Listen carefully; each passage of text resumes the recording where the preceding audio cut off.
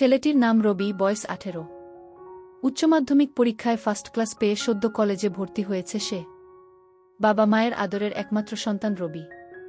রবির বাবা বিদেশে মানে দুবাই থাকে আর মা এই দেশে মানে বাড়ির গৃহিণী।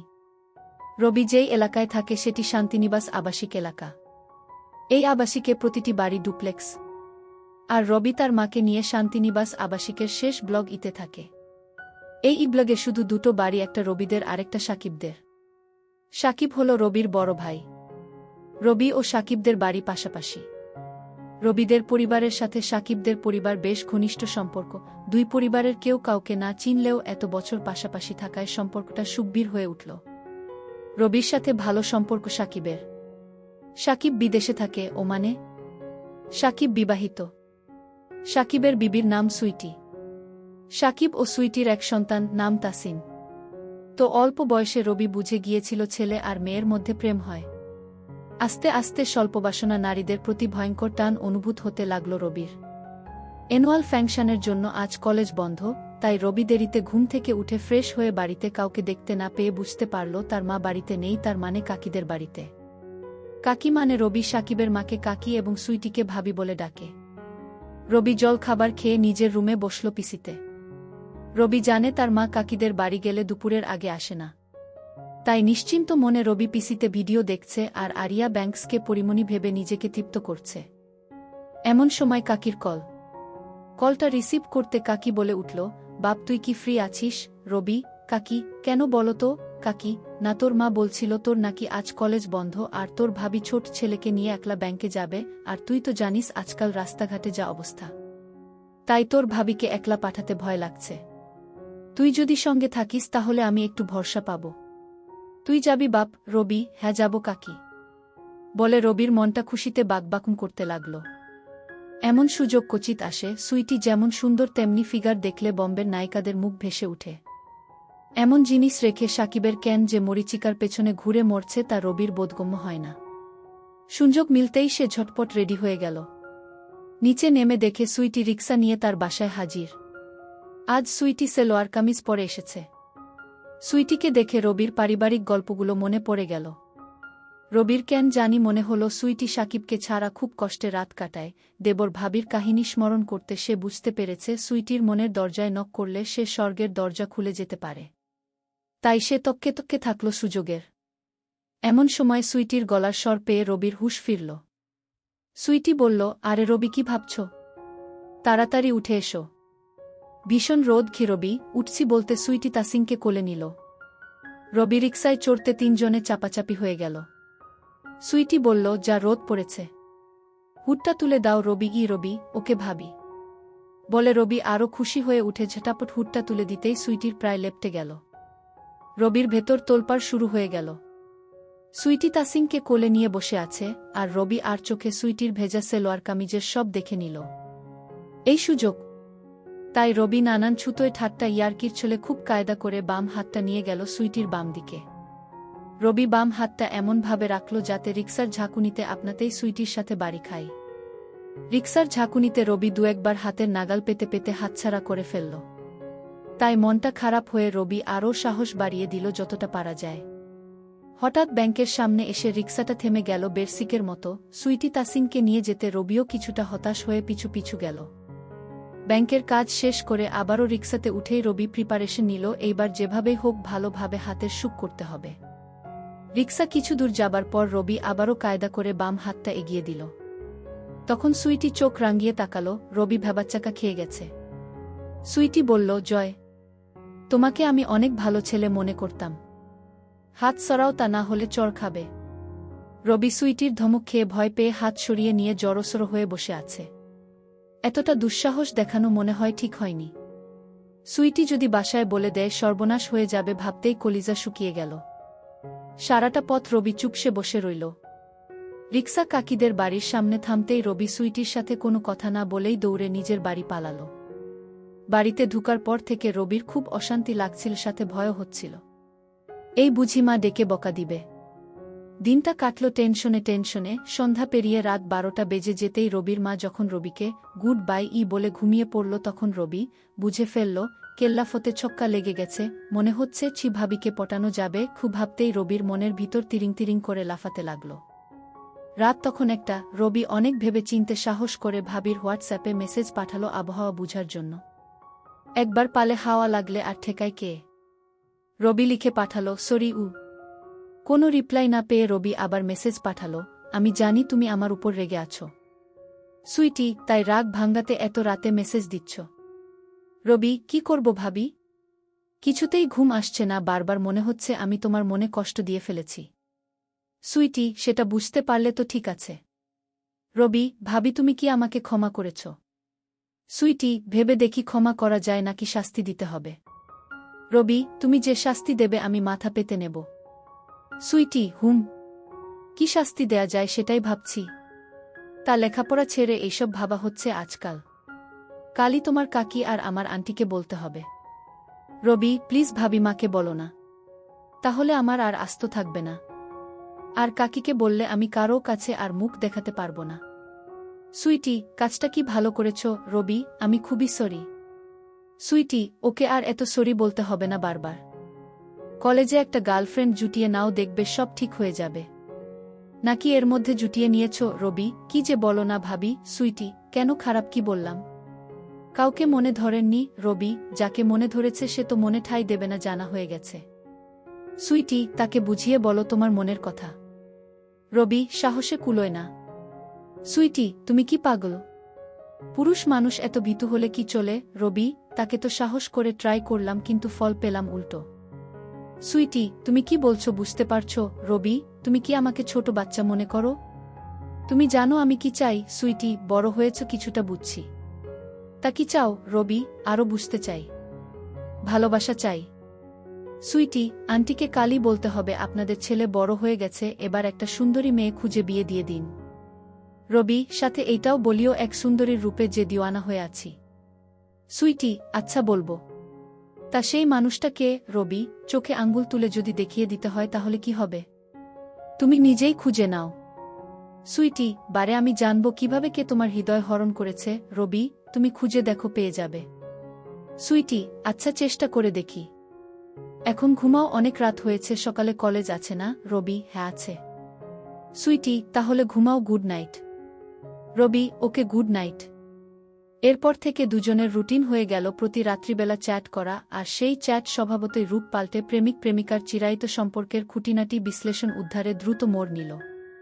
রবি সদ্য যুবক, তার অপার আগ্রহ নিয়ে সুইটির রূপ লাবণ্যের সাগরে ডুব দেবার অদম্য কৌতূহল, আর সুইটি মরছে স্বামী সঙ্গহীনা।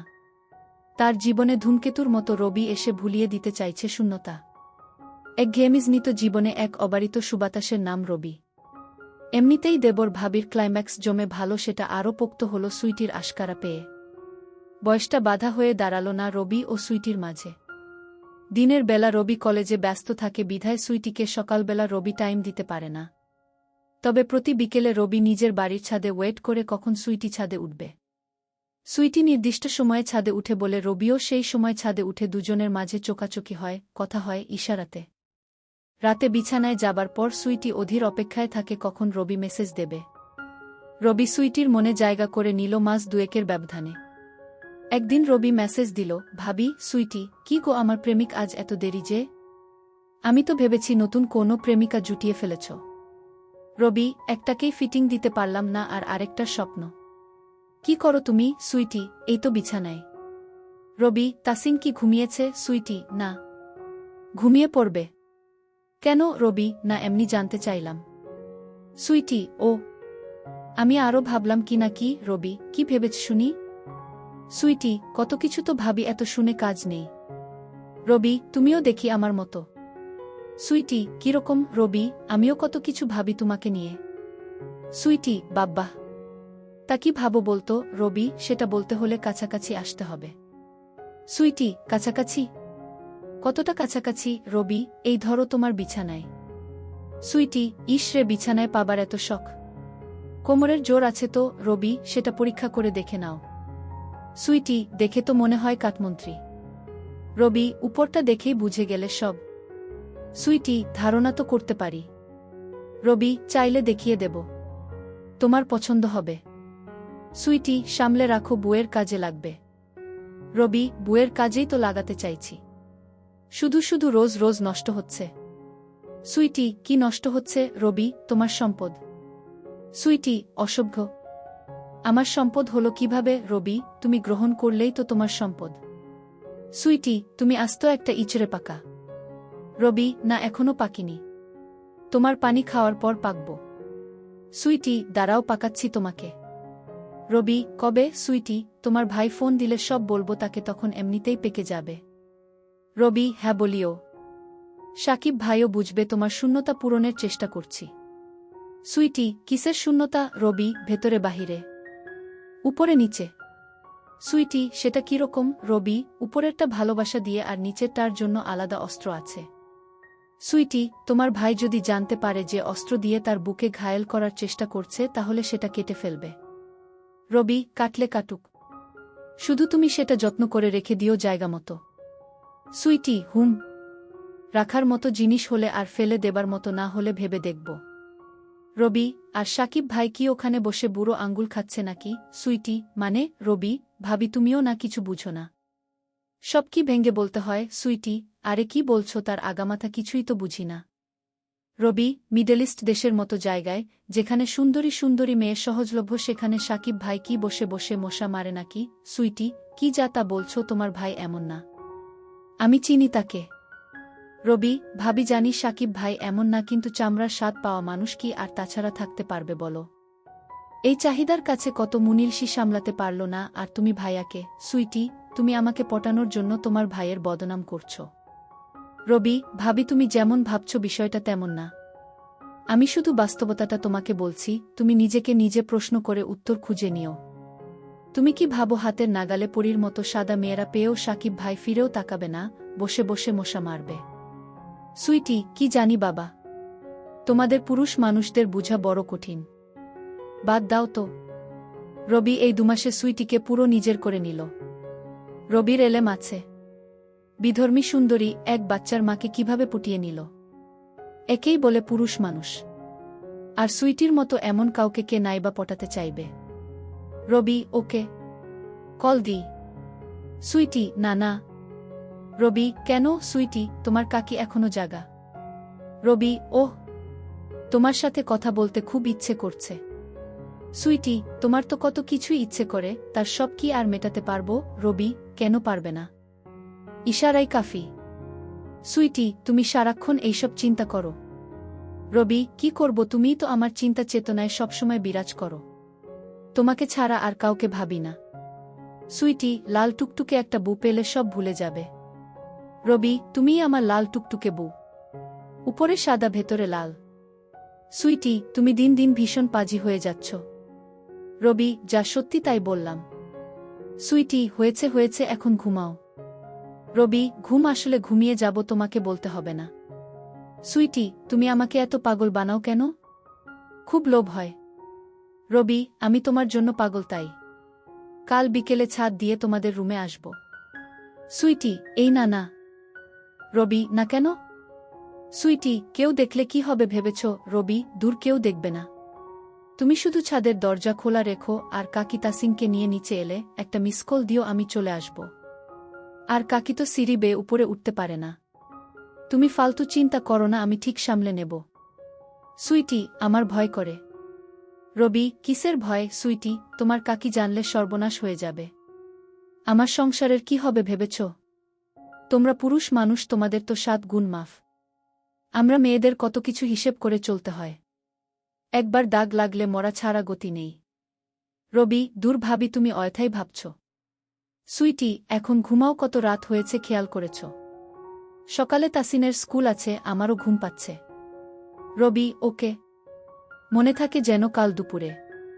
সুইটি, তুমি কি সত্যি সত্যি আসবে? রবি, কেন? তুমি চাও না? সুইটি, ভয় হচ্ছে। রবি, ভয়কে কাবু করাই আমার কাজ। কাল তোমাকেও আমার করব। সুইটি, দেখা যাবে। Rabi, good night. Sweety, good night.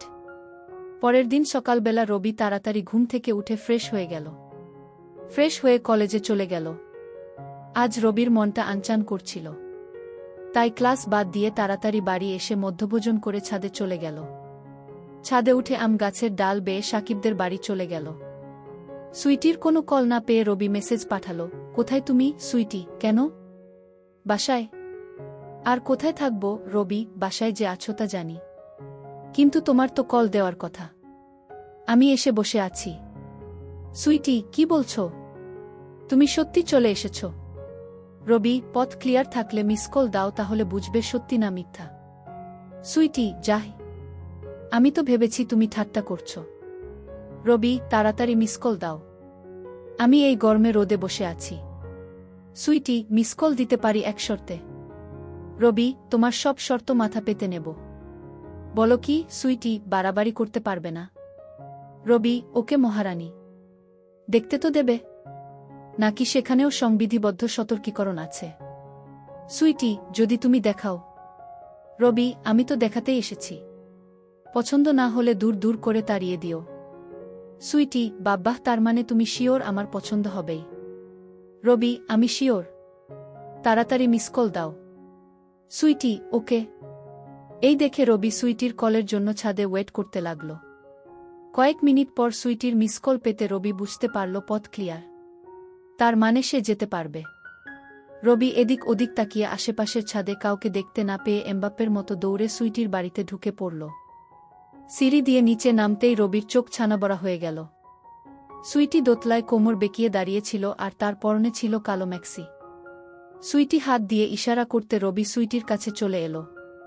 Sweety রবির হাত ধরে ড্রয়িং রুমে চলে গেল।